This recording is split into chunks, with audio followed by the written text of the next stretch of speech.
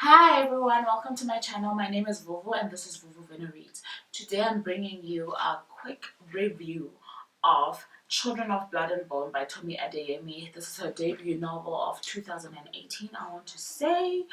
Last year she brought out, okay, it's not an album, what am I saying?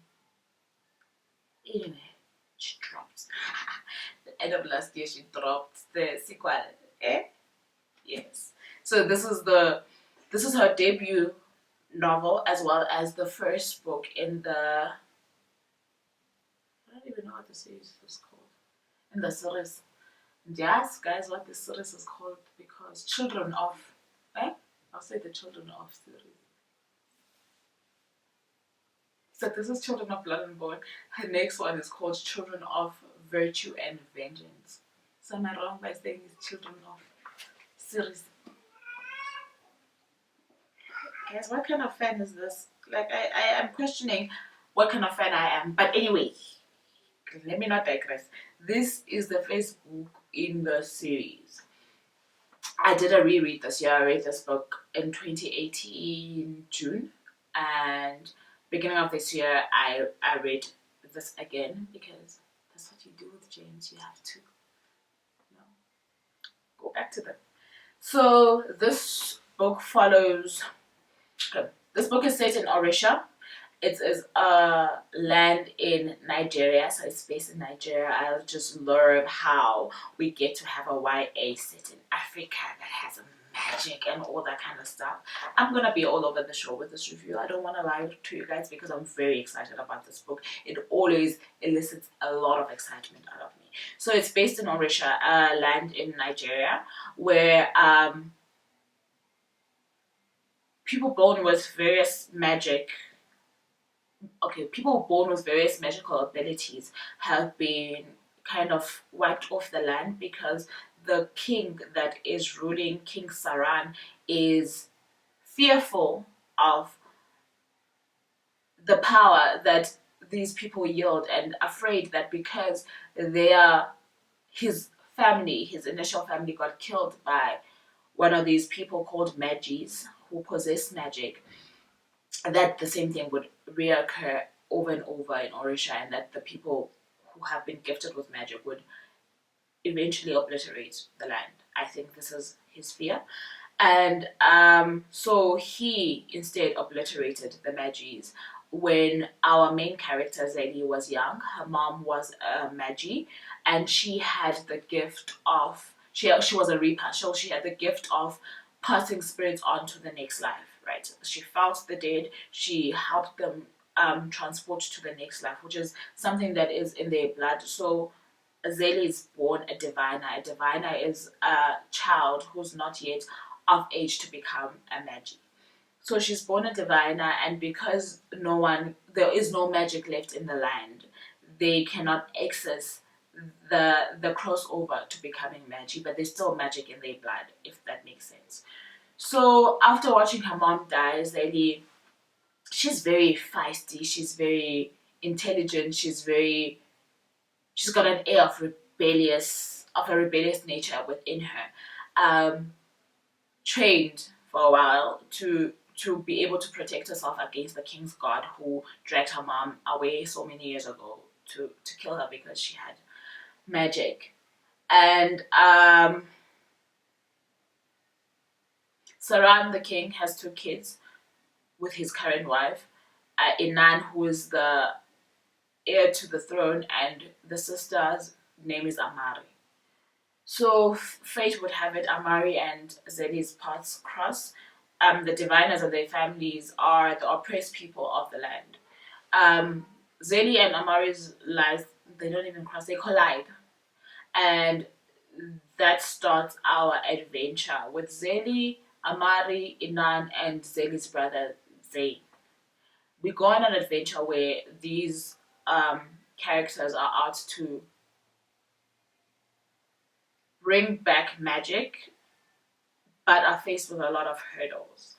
And some within the group are for this and some are against this, but this is revealed as you go along in the book. it is truly an adventure. At some point, I looked up the map of Nigeria because it really does take you through the land of Nigeria. And the way that Tomi Adeyemi writes these people, you can feel that they're from Nigeria. I don't know how to explain it. She really did an excellent job in the portrayal of these characters. They are absolutely African, if I can say it that way, and it is so beautiful. It is so beautiful. Um, Let me just talk about the things I loved about the book. I absolutely love this cover. It is fierce, it is enthralling, it is chilling. If you could see the Zeli, I'm assuming this is Zeli. There's no way that this is not Zeli. Zeli's eyes are like cold gray, but they're so determined. Like there's a gaze in her eyes that you cannot shake. I love the regalia that is on her head. Diviners are born with white hair, and I think that's what the artist was trying to do over here. And as a result, they are given a derogatory name. They are called maggots by those that are opposed to magic because they are born with white hair.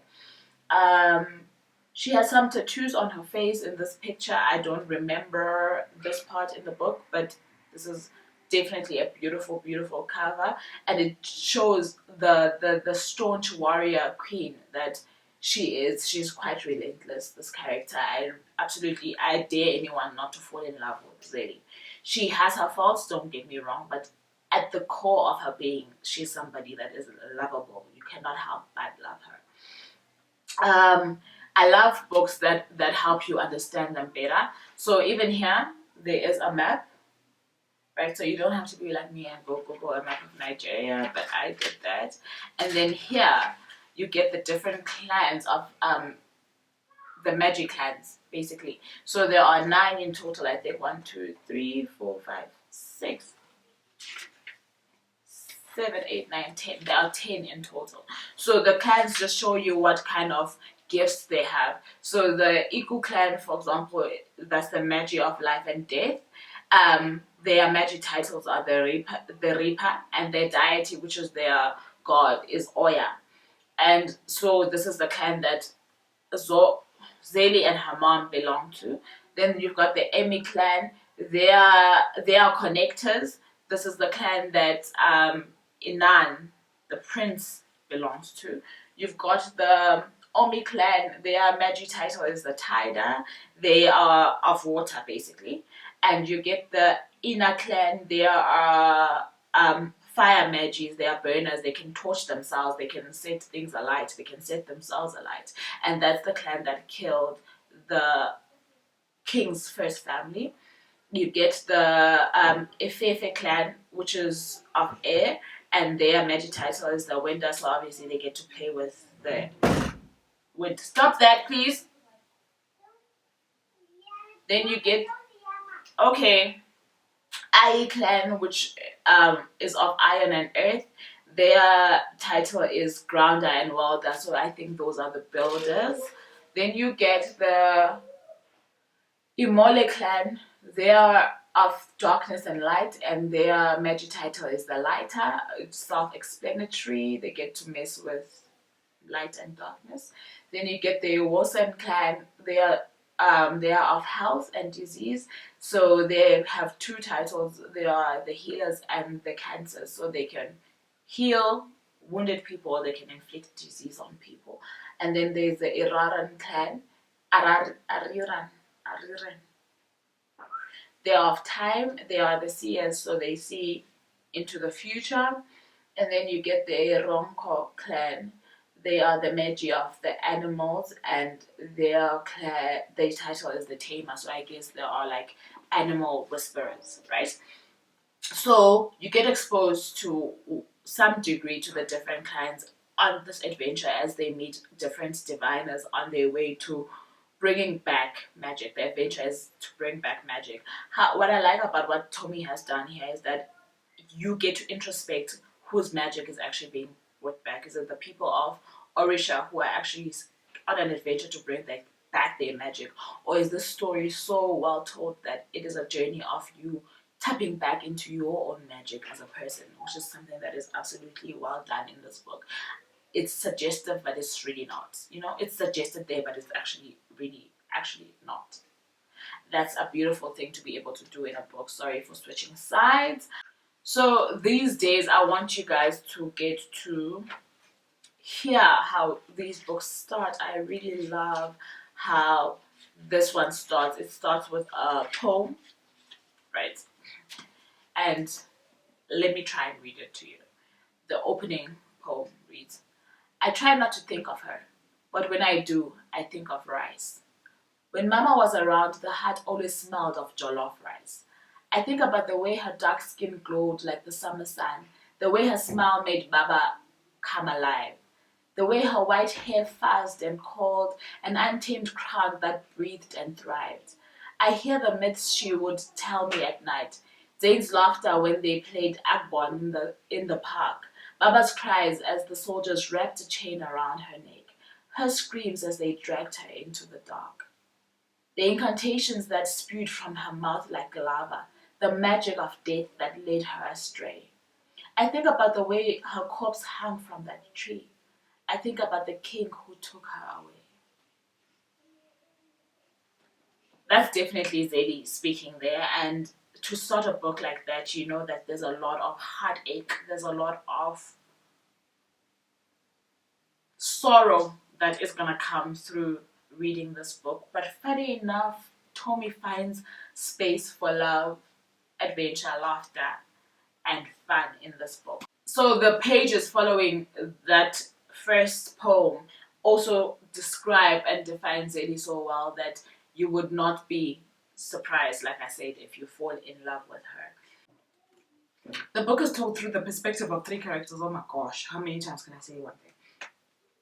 Zadie is definitely our main character, and then the rest of the chapters are in Inan's perspective, who is the king's son and the future king, and Amari, who is the king's daughter. That's the perspective that we get throughout this book, and it's the point of view that we get, and it is definitely well chosen. As much as there are other very important characters like Zane, like the king, like the father, like basically those other 3 characters are very important. We don't need to see the world through their perspective, because what we see of these 3 characters brings and gives life to those other 3 characters. But obviously the book is not only revolving around 6 characters. No, it does revolve around these 6 characters, but it has other characters in it. That's what I wanted to say, which are also interwoven in such spectacular fashion, might I add. So Tommy wrote this around the time of the whole Black Lives Matter movement, and it was at a painful part in her life. She does say it at the end that she cried so much while writing this book because she thought of how many Black lives were lost unnecessarily. Not that life is ever lost necessarily, but just so a war was just brutally waged against Black people in America for no particular reason except for the color of their skin.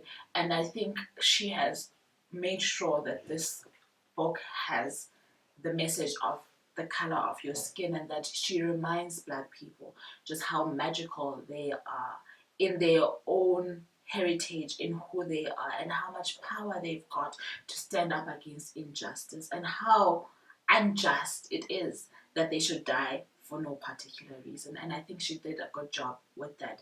And for those who were giving up hope, she definitely reignited their magic within, and the different types of magic that the clans that she chose wield are also a reminder of the elements that we control in our own lives. We are powerful beyond what another person says. No one can kill our core, and I think this is the message of what this book is trying to convey. And I definitely gave it a 5 out of 5 stars. It was a beautiful read, and I loved reading it the second time. And as much as I knew what was coming, it was still a moment to appreciate just how well done her first book was. She